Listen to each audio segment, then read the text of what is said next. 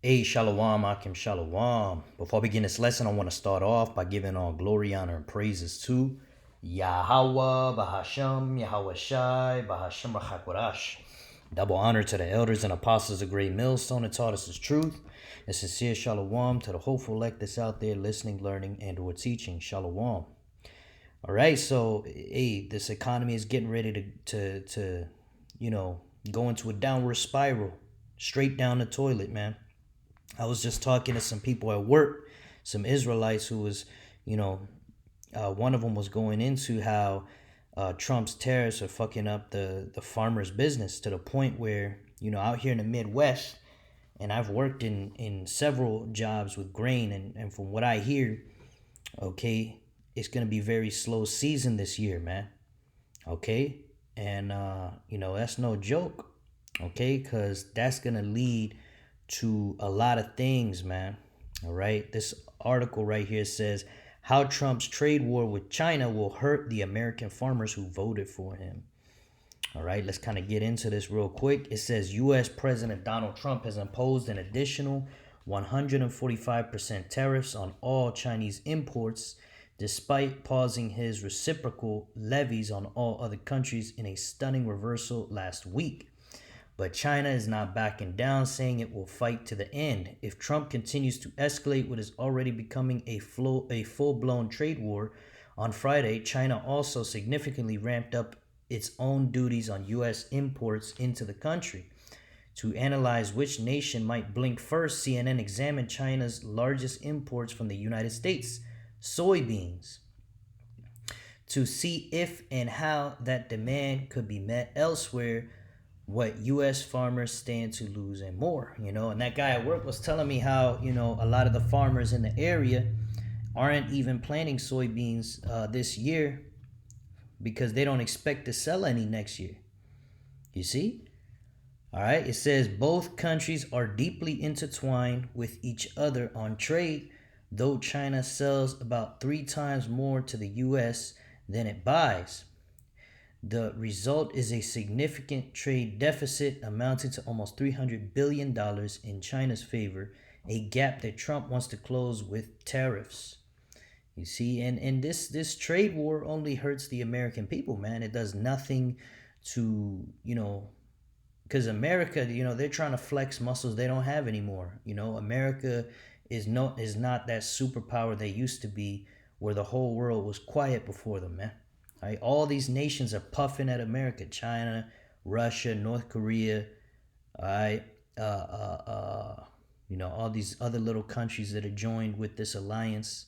Okay, because it looks like every nation is damn near puffing at America, man. Even Venezuela. You see, and this is what the scriptures say. It's all leading to that third woe. All right. But it says China and the U.S. rely on each other for trade, though the relationship is uneven. You see? So, it's really in China's favor, man. All right. And, let's see. All right, that's just going into some demand stuff. But yeah, I wanted to grab this headline real quick. It says farmers face one of the highest rates of suicide. This social worker believes the solution is buried in their land. Okay. And that's I brought that out because we're not really gonna go into this article, but I was hearing that some local farmers had committed suicide, you know, just in here in the Midwest in Nebraska, but all over the Midwest and wherever they're growing corn, they're committing suicide because why? Because the trade war that Trump is waging is causing them to lose their farms, okay, and especially these Edomite farmers that have had generational wealth, all right, passed down to them and now losing it all. Hey, that's them. That's also part of the curses going on to Esau, man. You know. Let's get that real quick. Deuteronomy, 30. See, it's 30 something. 30:7. This is Deuteronomy 30 and verse 7. And Yahweh thy power. will put all these curses upon thine enemies and on them that hate thee, which persecuted thee. All right. And the curses, you could read about them in Deuteronomy, the 28th chapter and the 15th verse, all the way to the 68th verse. Okay. And it talks about, basically being in poverty. Okay. Being cursed in the city, cursed in the field. Okay. Curse going in, curse going out. Okay. Being in captivity. Okay, these Edomites are starting to complain about the economy, man. When Esau is complaining about the economy and they're crashing out, that tells you this man's kingdom is going down the toilet, man. This man is on his way out the door, and Yahushua is getting ready to set up the kingdom of heaven on the earth. We know that Esau is the end of the world, and Jacob is the beginning of it that follows, pursuing the second Esdras, the 6th chapter and the 9th verse. Okay? So if we're paying attention to these signs, Yasharala, we should be rejoicing right now, man. Yeah, though it's going to fuck up the economy and make our lives harder, it has to get harder before we get to the kingdom, man. All right, and it's not going to be easy. But, this should build up your faith and give you a surge of energy because you realize, okay, everything the scriptures is saying is true. And it continues to reinforce every headline, every day we look at the news, man. Okay? This is Revelation chapter 6 and verse 6. And I heard a voice in the midst of the four beasts say, a measure of wheat for a penny, and 3 measures of barley for a penny, and see thou hurt not the oil and the wine.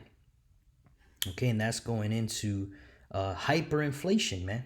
Okay, and we're going to get this in the NLT. Revelation 6 and 6 in the New Living Translation. It says, and I heard a voice from among the 4 living beasts say, a loaf of wheat bread or 3 loaves of barley will cost a day's pay, and don't waste the olive oil and the wine. That's right. You're going to be focused on preserving everything you've got, and imagine working a whole day for a loaf of bread. Okay, that's the breaking point where people are going to get ready to say fuck it. Okay, that's what these elites want. They want to crash the global economy. Why? So they can usher in the MOTB beast system, this digital currency, and ultimately to mandate putting a chip inside your hand or inside your brain for buying and selling, pursuant to Revelation 13. Okay? This is what the scriptures say will happen, man. And this is the lead up, the build up into that. Okay? This is Ezekiel 7 and 19. They shall cast their silver in the streets, and their gold shall be removed. Their silver and their gold shall not be able to deliver them in the day of the wrath of Yahweh. Okay? And why is that going to happen? Because, okay, these farmers, right, they losing all they farms, okay? These tariffs continue to rise. That's going to fuck up the entire economy and the food supply, making everything go up. It's going to cause a hyperinflation effect, man. Look at this. And I typed it into Google. I said, can farmers losing their businesses due to tariff cause inflation of food prices? It says, yes, farmers losing their businesses due to tariffs can contribute to food price inflation for Americans, but this is one of several pathways by which tariffs can raise food costs. Tariffs on imports and retaliatory tariffs from other countries create a complex economic environment that can lead to higher prices throughout the food supply chain. Right? So all these nations waging tariff wars on one another is only going to cause the citizens to suffer and the prices to go higher and higher and higher for everything. Cost of living continues to go up. Now the food's going up. There's less jobs than there were before. What do you people think is going to happen, man? This is all leading to a collapse, right? Which is what? This is what the elites want. Why? Because their strategy is order out of chaos. Oro ab chao. The Masonic motto.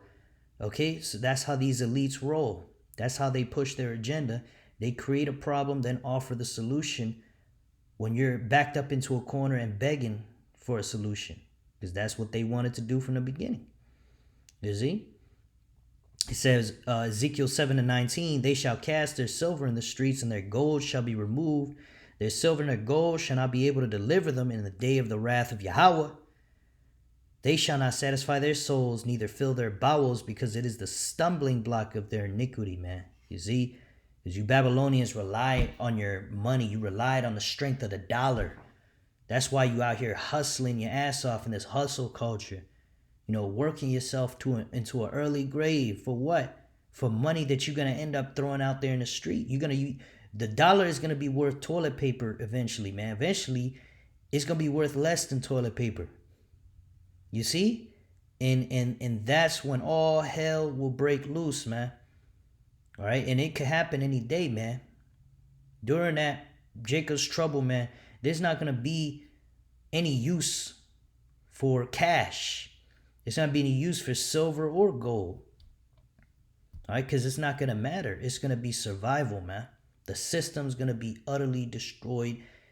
For what? For that new system, man. In the midst of all chaos and hell breaking loose, that's when the MOTB will be mandated for buying and selling. And our Lord Yahushua will be soon on the way.